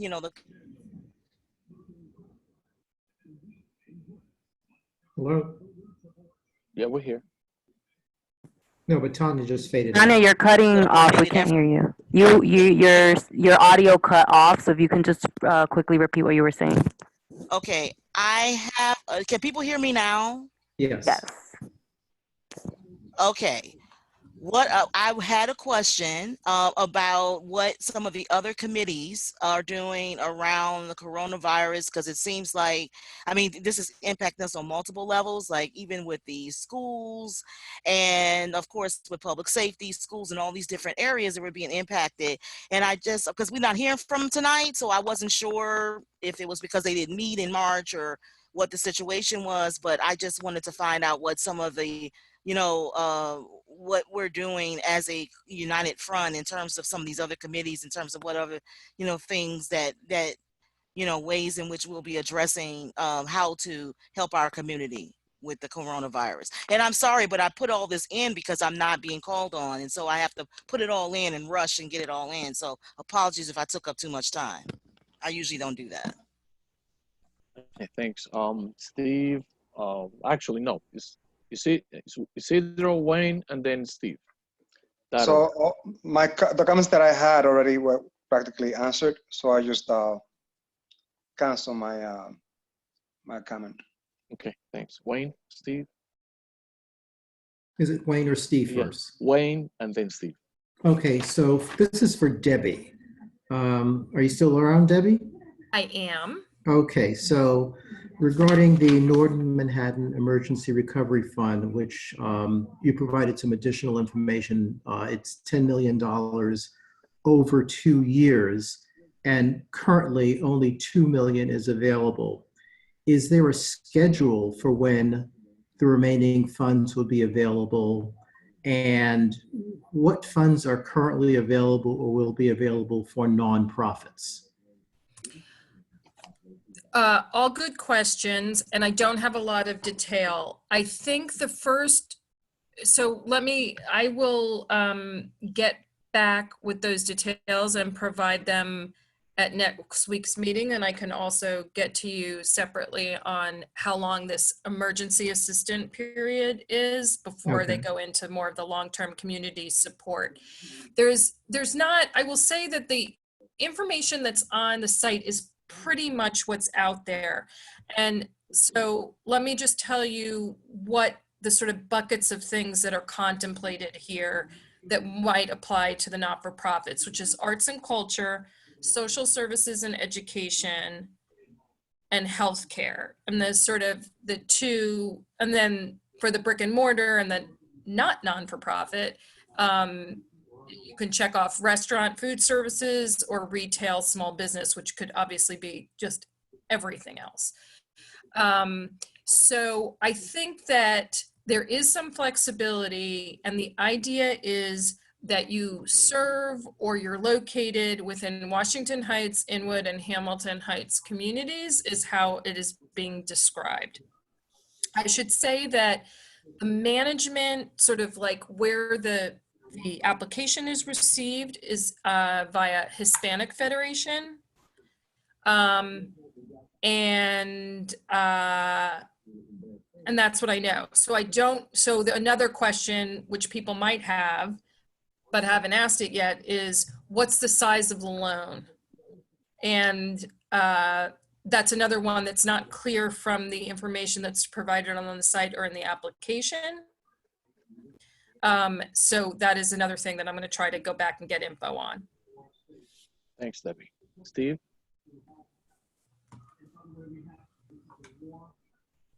But Debbie, you just referred to this Northern Manhattan Emergency Recovery Fund as being loans. I thought it was grants. Oh, I'm sorry.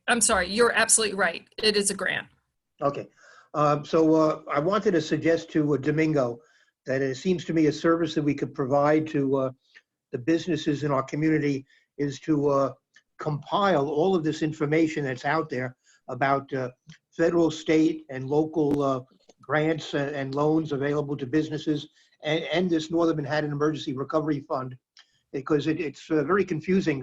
Just trying to follow it at this meeting, it's very confusing. And I think it would help in terms of Aisha's question to figure out, which businesses qualify for which types of grants and loans. So if somehow you can piece together all of this information, I think it would be very helpful. Part of what's going to that day is a one-sheeter is going to be created. Perfect. Very good. Yeah. So what we didn't want to do was jump the gun, which is what's I think is happening now. We're just trying to identify, get direct sources, and create a one-pager that has direct references and not just go to a website. Yeah, perfect. That's what we need. Okay, thank you.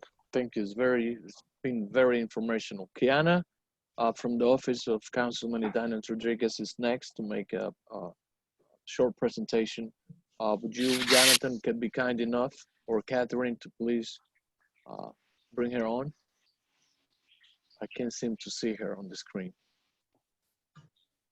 Say her name again. Kiana.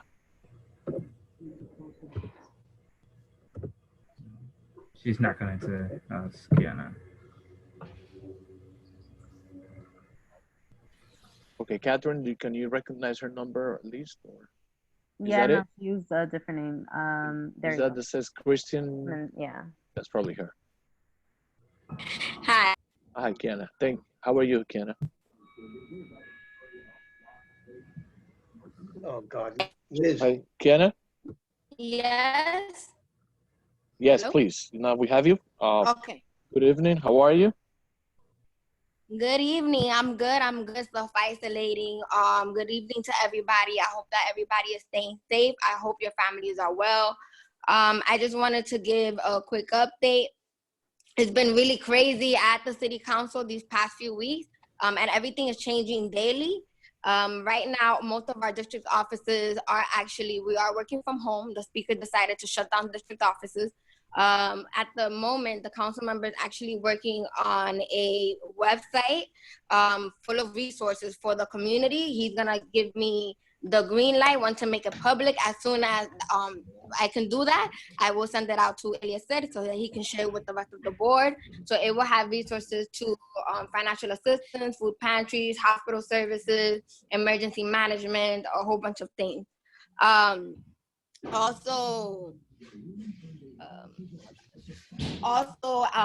also wanted to let you guys know, we know that there's been a lot of issues right now trying to get hospitalized.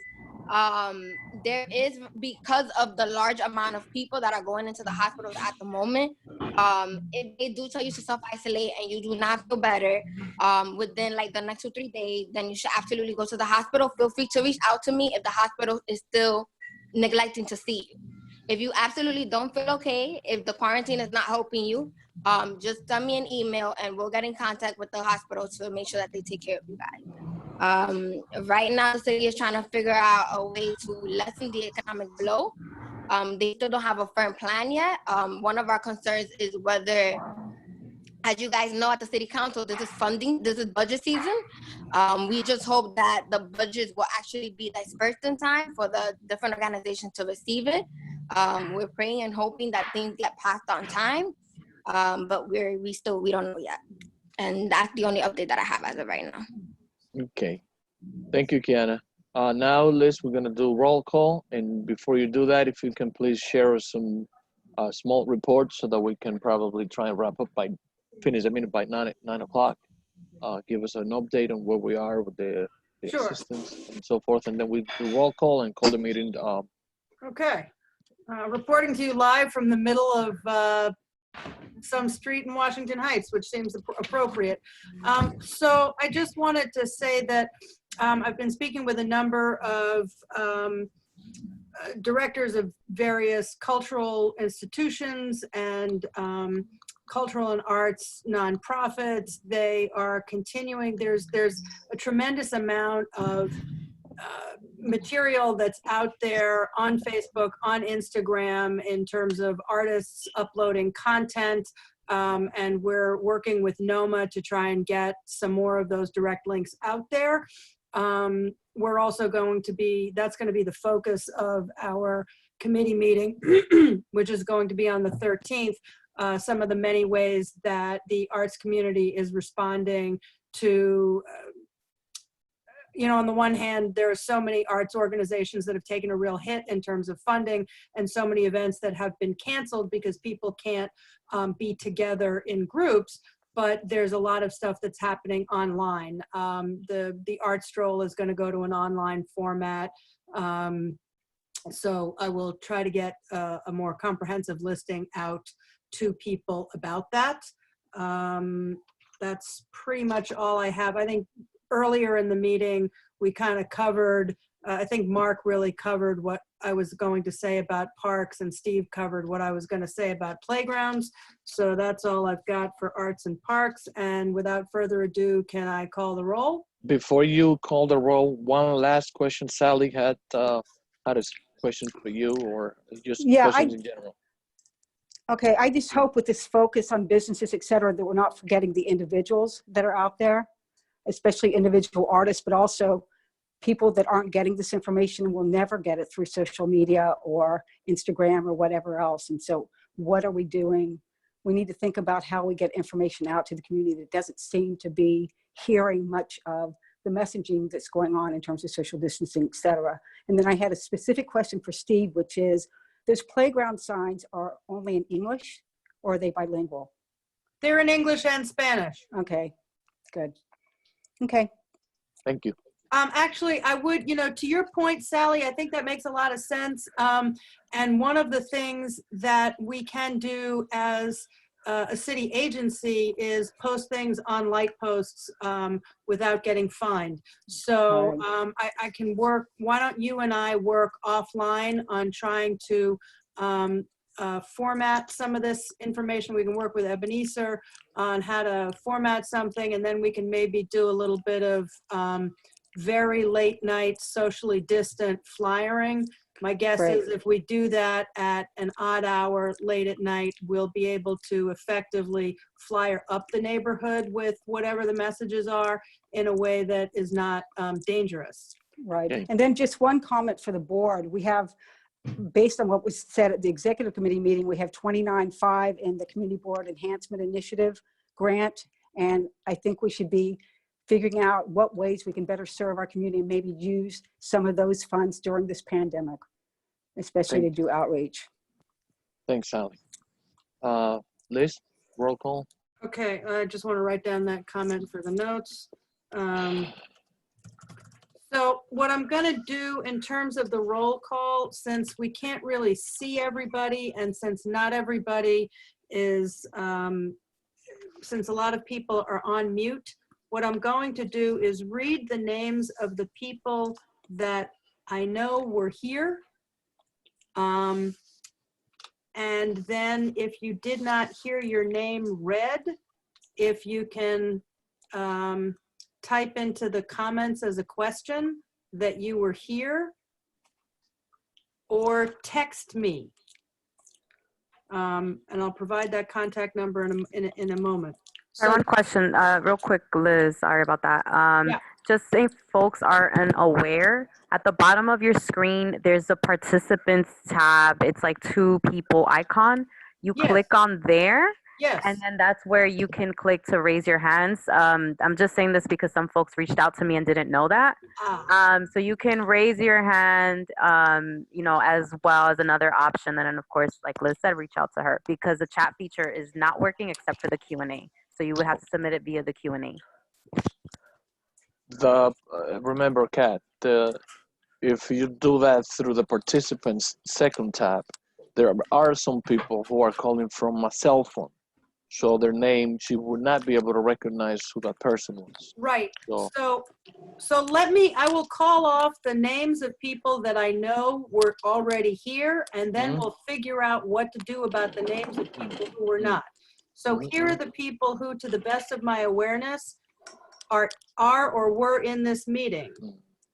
Mary Anderson, Glennis Aquino, Wayne Benjamin, Jim Berlin, Tanya Bonner, Eleazar Bueno, Daryl Cochrane, Nobles Crawford, Waldis Cruz, Catherine Diaz, Domingo Estevez, Gabriela Estrella, Ashley Fernandez, Sally Fisher, Faye Florimon, Danielle Jetu, Yosef Kalinsky, O.C. Kaminer, Betty Lehman, Matthew Levy, Francisco Lopez, me, Isidro Medina, Ariel Miranda, Debbie Nabavian, Jonathan Nunez Frometa, Aisha Ogilvy, Rosie Perez, Bruce Robertson, Steve Simon, Omar Tejada, Chris Ventura, Curtis Young. So here are the people that I, Richard. Gerard is raising his hand in case you didn't call him Gerard Dengel. Okay, so Gerard is here. Public Okay. member. Wait, hold on a sec. We don't record attendance of public members, only members. Gotcha. So is Richard Ullman raising his hand or indicating in any way? No. And Jonathan, are we showing, no, you know what? So for people who are not here, I'm just gonna call them and find out if we somehow managed to miss them. Is Carolina Charles showing up as here? Robin Cruz? Liz, if I could interrupt, Maria is able to hear us. She's part of the meeting, but she was not able to speak. Excellent, thank you for Thank you. that. Thank you.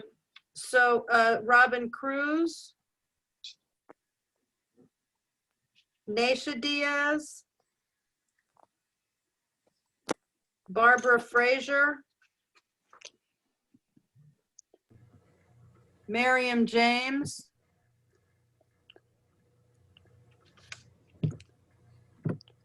Jay Mazer? Cindy Matos? Rude had called in sick earlier, and Karen Taylor. Okay, so I'll just follow up with those. It's only like a half a dozen people. I have to say, everybody was really good about showing up. Thank you for that. Did you say Faye Floriman? Because she is. Faye, I think. I did. I got Faye. You got her, and also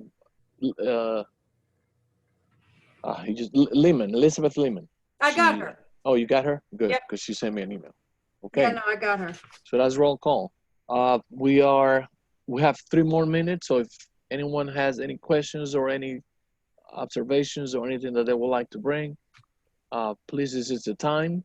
I see Natalie raise her hand. So Natalie, we'll have you speak for at least a minute, minute and a half, and then we'll wrap it up. Yes, I will not need a minute, but I just wanted to say thank you all. I'm incredibly, just amazed at how you guys have been weathering this. It has been a lot on the learning curve to find this platform, to be able to get everybody on board. You have extraordinary attendance. We should just do this forever, and you will never have attendance problems. So as always, these are extraordinary circumstances, and the answers are not always going to be obvious, even to the most, seasoned person on the board. So please, consult with our office, consult with our general counsel. Also, the situation is evolving. So, we're going to try to get the latest information for you. And I miss you all. I wish you all incredible health. Sally, Liz, I'd like to talk with you offline when we can about some ideas on that outreach and flyering to our non-digital folks. Thank you. And very good night. I'd like to leave with a positive note. Aisha, I'd like you to make a presentation of something that is extremely, extremely impressive about what her brother's been doing online. Aisha, please. Might not. My brother is the owner of PRX, which is located at 4875 Broadway in Inwood, in our district, between 204th and Academy. It's called PRX because it's Pure Results Extreme. So tonight I wanted to talk about, as Eleazar said, something amazing that my brother is doing, which is taking the PRX brand worldwide. It evolved out of the need presented by the current crisis. Just to give you a little bit of background, my brother's a native of Washington Heights, raised in our community. He turned a dilapidated old carpet store on Broadway into a state-of-the-art arts fitness studio that provides rapid health and fitness results in the safest and most effective way. He's achieved recognition that's led PRX and him. He's featured on MTV, in Men's Fitness, as magazine, and most recently as a fixture on the Dr. Oz show as a part of his team. He's constantly tweaking his model to be a pioneer in the fitness arena. He works with participants not only on an array of customized fitness goals, but proper diet, and is the first in Manhattan to bring 3D scanning technology that helps clients be informed about the changes in their body. Over the last 8 years, he's executed 149 bi-weekly PRX 14-day challenges, thousands of hourly classes, and also many free opportunities for members of the community to get engaged in the rigorous but yet family-style service that is the PRX model, which has helped 13,000 members in the greater New York City area toward a more healthy lifestyle, likely reducing tendencies related to illness, mobility issues, and obesity. The biggest weight loss over the course of a single 14-day PRX challenge is currently 34 pounds. And one such participant I personally witnessed during my own participation lost over 100 pounds in a 3-month period and has kept the weight off. These results are not rare. It's basically what PRX has become known for. The percentage of New York State adults who are overweight or obese increased from 42% in 1997 to 62.7% in 2018. So just to speak to how important addressing the obesity epidemic is. PRX is effectively working to address that epidemic and endeavor to be able to serve more people. As we speak, PRX is actively engaged in the second half of day 2 of its 150th challenge. It happens twice a day at 10 a.m. and 8 p.m. As many of you know, fitness gyms were some of the first to be affected by the COVID crisis, with businesses being shut down. My brother actually moved to do that before being demanded to, because he realized the risk that it posed to clients, being that the business is very hands-on. However, due to the weight of the crisis, knowing that for many being stuck in the house, unable to get to the gym, which for many is a huge part of mental, spiritual, and not just physical well-being, and also facing other hardships, he decided to host this monumental challenge, the 150th challenge, absolutely free online, so that people can work out from home and do the 14-day challenge. He endeavored to get 1,400 people involved to honor the 14-day program. But as we speak, before starting the meeting, we crossed the threshold of 5,600 people from around the world. Wow. Like France, Cayman Islands, and Kosovo, as well as, you know, many of our great states. For me, this is tremendous source of pride as his sister, but also being a part of the PRX team and a client. And I just think that it's a wonderful thing for our community. And thank you to Eleazar for giving the opportunity to speak to that. I'm going to send out information to the board so that you can know how to get involved. It's a free opportunity. I think he is going to be continuing it. So yeah, more info to come. Okay, thank you, Aisha. Thank you for all the great work. Steve, you have something to finalize so we can wrap it up, and thank you guys for such a wonderful meeting.